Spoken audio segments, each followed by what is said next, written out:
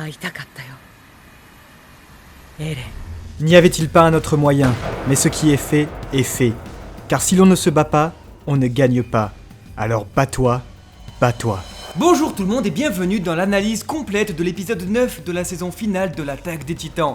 Si vous voulez connaître tous ces secrets et vivre avec nous la meilleure expérience possible, vous êtes au bon endroit. Et le tout sans aucun spoiler. Vous êtes prêts? C'est parti. エレン、お願い、帰ってきて。やるんだ今ここで勝負は今ここで決める誓った進む戦え戦え戦え戦え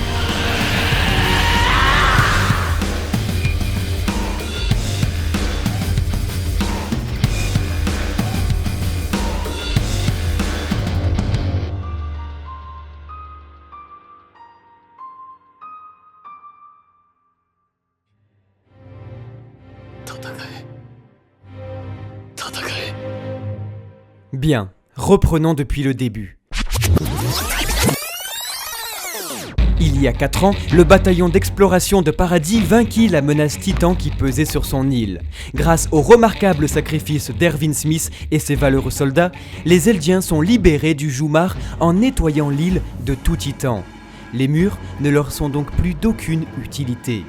Eren Yeager, héros de guerre comme les 8 autres soldats revenus en vie de Shiganshina, obtient les souvenirs de son père, précédent détenteur du titan assaillant.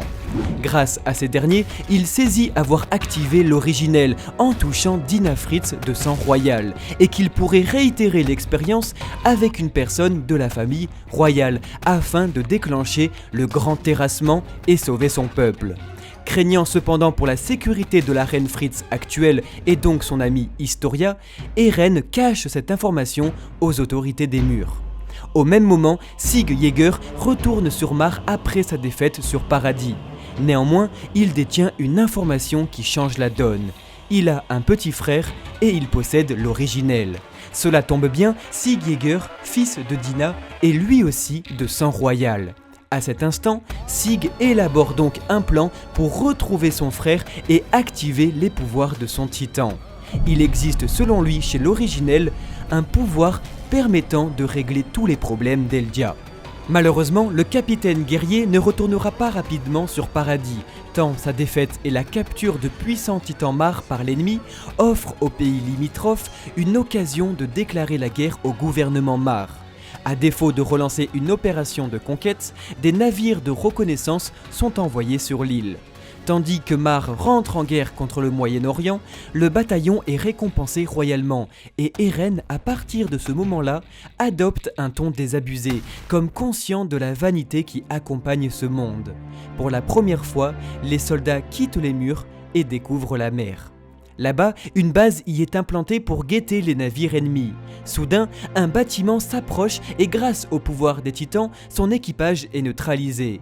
Parmi eux, Nicolo, prisonnier de guerre qui cuisinera de force pour ce petit camp militaire sur la plage.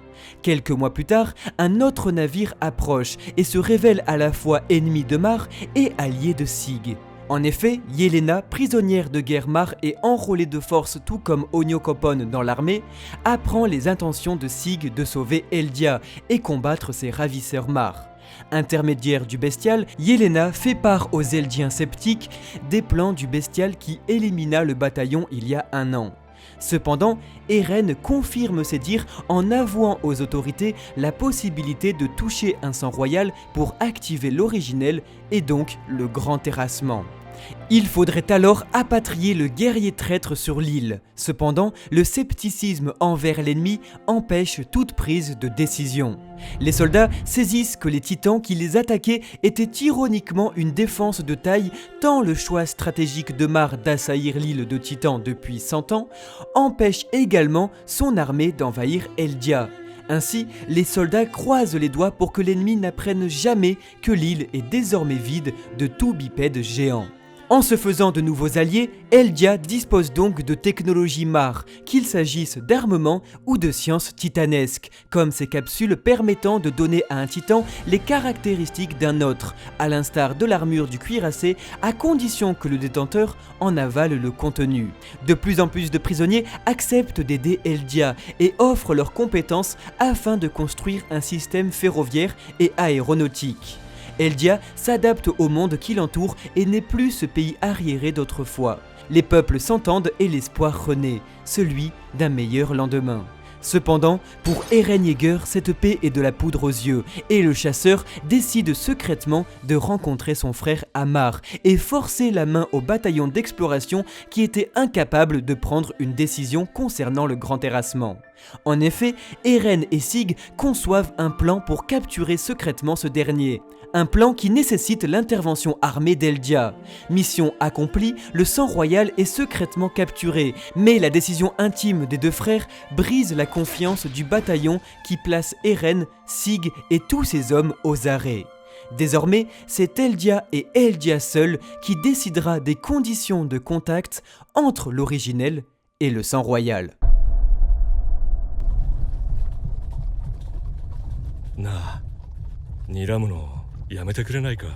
Comme vous pouvez le voir, le doute règne, personne ne fait confiance à personne et on est dans une atmosphère de trahison, de peur, de complot politique qui n'est pas étrangère à Shingeki no Kyojin et qui rappelle donc la saison 3 et la prise de pouvoir du bataillon d'exploration et également la première saison où déjà l'humanité et ses corps d'armée se disputaient la décision concernant quelqu'un qui pouvait se transformer en titan et qui serait l'espoir entier de l'humanité et celui qui pourrait résoudre tous les problèmes d'Eldia. Nous pouvons donc remarquer un parallèle très intéressant entre la première saison et la dernière, où le bataillon d'exploration, qui autrefois était représenté par Erwin Smith, ici par le nouveau major Anji Zoe, les brigades spéciales, toujours représentées par Nile Dock, et la garnison, représentée par Dot Pixis. Le tout se disputant la propriété d'un Yeager.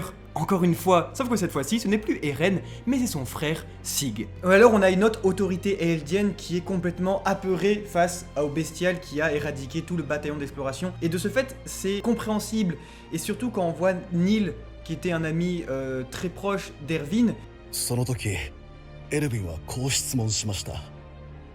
壁の外に人類がいないってどうやって調べたんですかと。そんなもの、言葉の上げ足取りじゃないか。違う、主観的な意図があるんだ。考えすぎだよ。そういうのへりくつと言うんだ。あの時茶化した自分が今となっては。Lui ne peut que représenter cet ancien régime qui voulait que les titans, ça reste quand même extrêmement néfaste. Et c'est ce cycle vicieux qui continue, tandis que ce même bestial sur lequel tout le bataillon est sceptique, qui dit aujourd'hui qu'il n'y a pas pire péché que l'ignorance.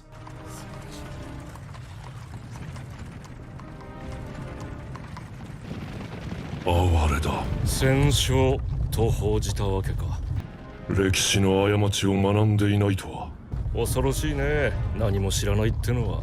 Tout le monde est donc très sceptique car il est difficile de faire table rase du passé. Alors, les personnages se reflètent sur nous, lecteurs. Il nous est très difficile d'oublier le passé, très difficile d'oublier ce bestial qui a tué Erwin Smith, qui a décimé le bataillon d'exploration et qui pourtant aujourd'hui serait le sauveur de l'humanité, serait celui qui apporterait et qui permettrait le grand terrassement et donc la supériorité totale de Paradis.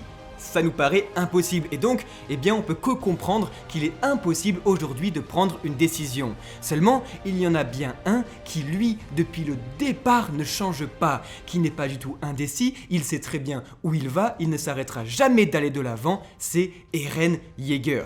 Et alors Kisayama, dans sa dernière ligne droite pour Shingeki no Kyojin, veut bien nous faire comprendre que finalement, il n'y a pas de gentils ni de méchants, aucune rédemption possible, la seule solution c'est de faire la paix. Et alors, Eren Yeager, entouré d'un monde qui change, est le seul à ne pas changer, ce qui crée un personnage totalement déstabilisant. Il fait peur, il est étranger aux autres et surtout il crée un sentiment de malaise, un sentiment de quelqu'un qui est en train de se radicaliser, qui ne change pas son état d'esprit, qui ne s'ouvre pas au monde et qui ne veut surtout pas en fait changer. Parce que lui, il est bloqué à ce moment-là où un titan a dévoré sa mère et il veut qu'une seule chose, parce qu'il l'a promis, c'est de absolument tous les tuer.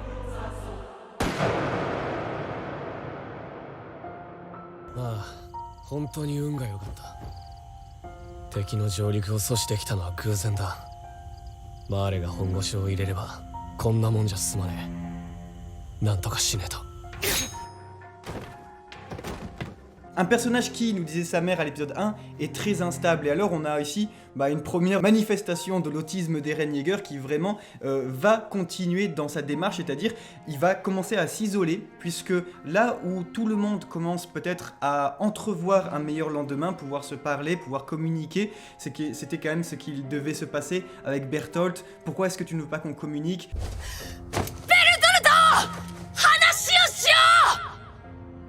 Ce qu'il devait se passer avec Marco, pourquoi est-ce que tu ne veux pas qu'on communique ?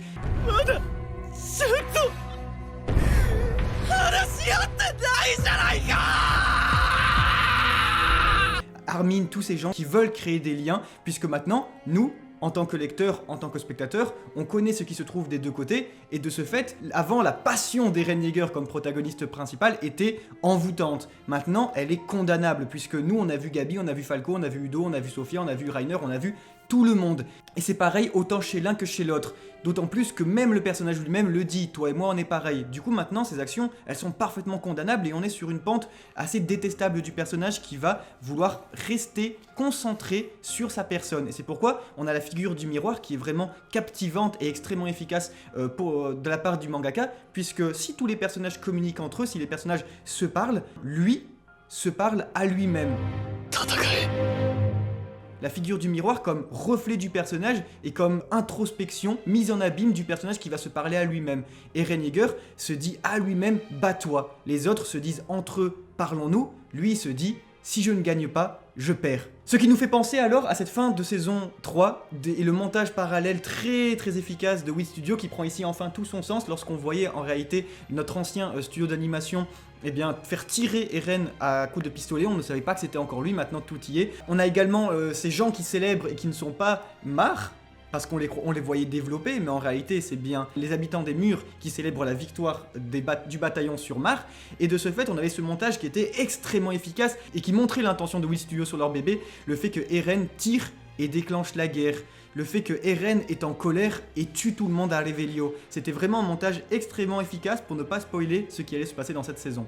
Enfin, et toujours sur 8, on voit que dans le livre d'adieu, nous était déjà présenté, et c'est très émouvant de voir à plus d'1 an et demi à l'avance, le visage d'Eren Yeager face à son miroir, et alors nous disait le directeur d'animation très mystérieusement, en plus tard, 4 ans plus tard, nous était effacé, et puis on voyait Sacha qui dévorait, et puis si on était un petit peu malin, des plats qui sont très exotiques, comme par exemple cette pizza aux fruits de mer, et le visage tout attendri et presque amoureux regardait en réalité celui de Niccolo.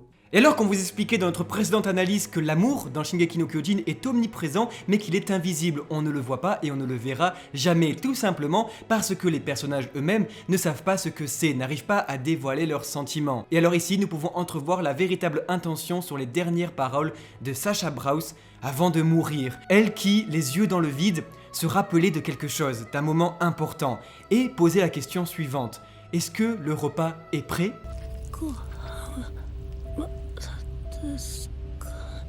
Suivi du mot viande, en japonais le kanji niku.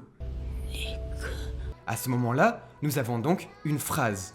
Est-ce que le repas est prêt, Niku ? Et là, Sacha Brous lâche son dernier râle, n'arrive pas à terminer son dernier mot. Et alors, Hajime Isayama va jouer avec quelque chose qui malheureusement n'aura pas pu résister aux traductions dans le monde, c'est bien les subtilités de la langue japonaise, en utilisant comme tout dernier mot, Niku, juste viande, alors que ce sera traduit par je veux de la viande, parce qu'elle dit viande, non, c'est bien seulement un kanji, Niku, qui se lit avec les hiragana Ni et Ku, se rapprochant donc des deux premières syllabes de celui qui rougissait en lui préparant sa nourriture, son amoureux.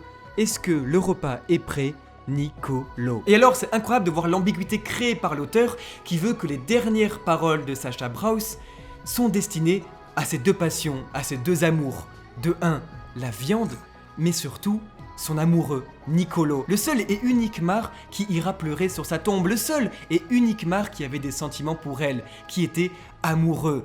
Et donc, c'était peut-être réciproque, vu les dernières paroles de Sacha Brous. Mais ça, on est dans Shingeki no Kyojin, alors on ne le saura jamais parce que les personnages eux-mêmes ne le savaient pas et ne le comprenaient pas.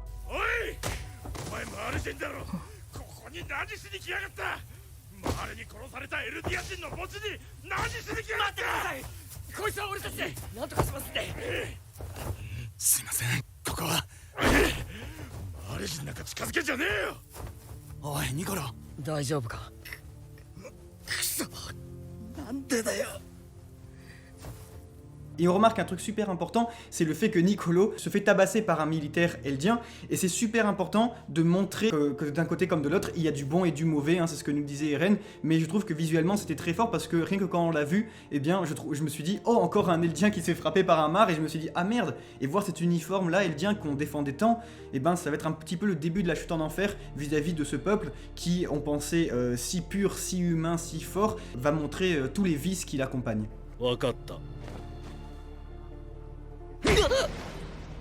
Donc que ce soit sur le continent ou sur l'île, les bourreaux tabassent les victimes, les situations s'inversent, et il est très intéressant de noter qu'Hajime Isayama synthétisera tout ça dans une bataille de boissons chaudes avec le thé d'un côté et le café de l'autre.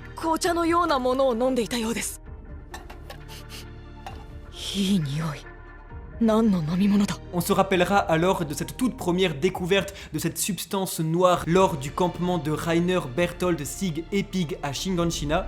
Et maintenant, nous voyons donc les commandants Mar parler du thé de paradis comme de la pisse de porc.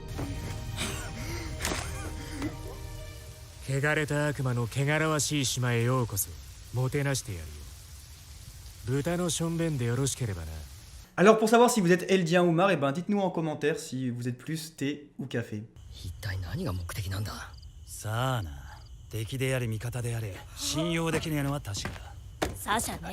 On remarquera aussi que le couteau nous est remué dans la plaie avec le personnage de Sacha Brous, puisque le registre de la mort l'accompagne constamment dans cet épisode. C'est-à-dire que lorsque Mikasa prend sa chevelure et lui dit réveille-toi, ne t'endors pas, on repense forcément avec amertume à sa mort, l'épisode précédent. Tout comme la seiyuu, comédienne de doublage, va ici la refaire mourir dans une scène, dirons-nous vocalement, où en découvrant les repas de Nicolo, elle hurlera presque à la mort tout en jouissant de plaisir. De ce fait, l'auteur, pour faire souffrir ses lecteurs, nous présentera Sacha Brous après sa mort, plus vivante que jamais.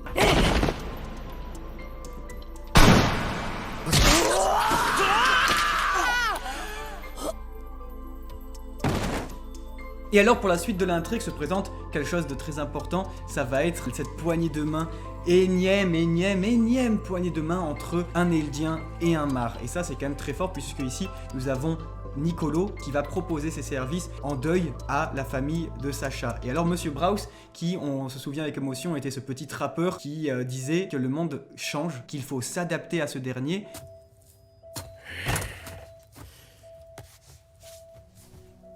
Sacha, お前はこの世界がどうなってるか考えたことはあるんか? Et que du coup de 1, il tient ses paroles puisque lorsqu'il voit lui-même que l'étranger, vous savez, ils viennent des îles à côté, eh bien ils viennent les immigrer chez nous, eh bien on va leur tendre la main plutôt que de leur dire allez mourir bande de démons là, ça en dit beaucoup sur notre monde je crois. Et de 2 surtout, eh bien il est devenu citadin maintenant, c'est touchant de le voir avec son chapeau, sa petite cravate et tout ça, puisque comme il le dit lui-même, le monde change et puis il a rejoint la ville. Et alors que Sacha était fille unique, étrangement accompagne Madame et Monsieur Brous une petite fille blonde qui rappelle celle que Sacha avec son arc avait sauvée, la petite Kaya. Alors la famille Brous représentera quelque chose de très important, c'est la tolérance. 自分や同族のみの価値観で生きていくんも。けどなあサシャ、それと心中する覚悟はあるんか？この森を出て他人と向き合うことはお前にとってそんなに難しいことなんか？おにゃんぽこんはなんで肌が黒いのですか？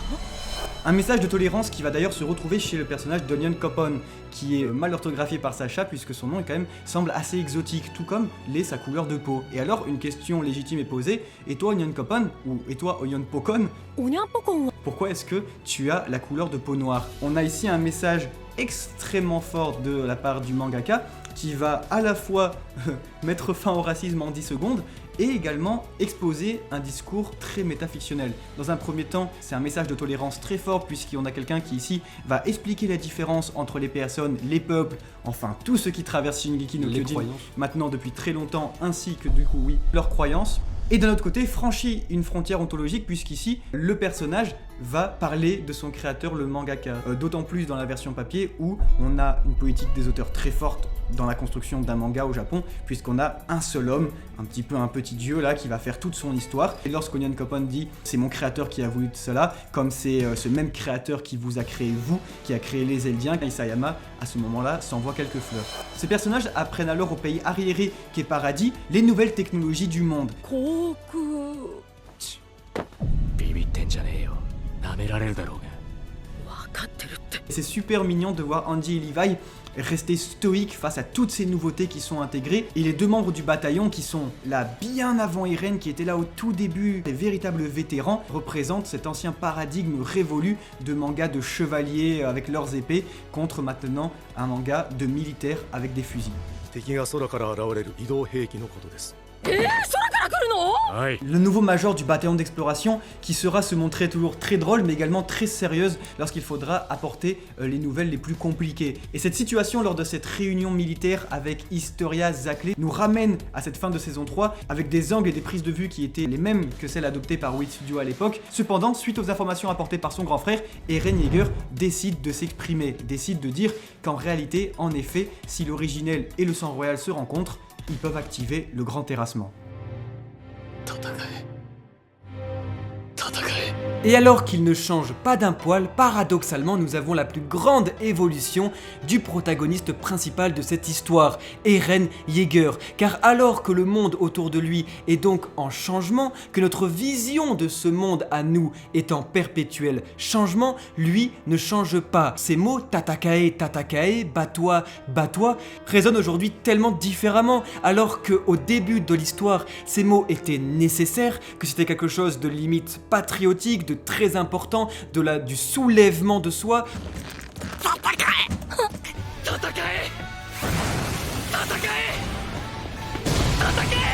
Puisqu'on combattait des monstres, c'était plus que compréhensible, mais aujourd'hui, le personnage d'Eren Yeager devient donc totalement déstabilisant. Il est effrayant. Il crée un malaise. Voilà, il crée un malaise. Quand on voit les réactions de Mikasa, d'Armin et même de ses amis, il ne reste plus avec eux. Plastiquement comme idéologiquement, il est à l'écart des autres. On a vraiment l'impression d'avoir un personnage qui se radicalise dans son idée, qui va aller jusqu'au bout et qui donc comprend ici qu'avec son frère, il va peut-être pouvoir déclencher le grand terrassement. Mais si on parle de grand terrassement, on parle de la destruction entière du monde et de l'unique survie de Paradis. C'est quelque chose qui est donc inconcevable. Et donc on comprend pourquoi c'est une décision extrêmement difficile à prendre. On a un point qui crée un fantasme dans n'importe quel manga, c'est celui du monde qui est en plein changement et pourtant vous prenez un personnage comme s'il n'avait jamais évolué, voir comment il réagirait si il était toujours pareil. Et ben c'est la même chose. Aujourd'hui le fantasme absolu c'est si Erwin était toujours vivant, comment est-ce qu'il serait lui qui était vraiment le patriote ultime des murs face à la menace des titans.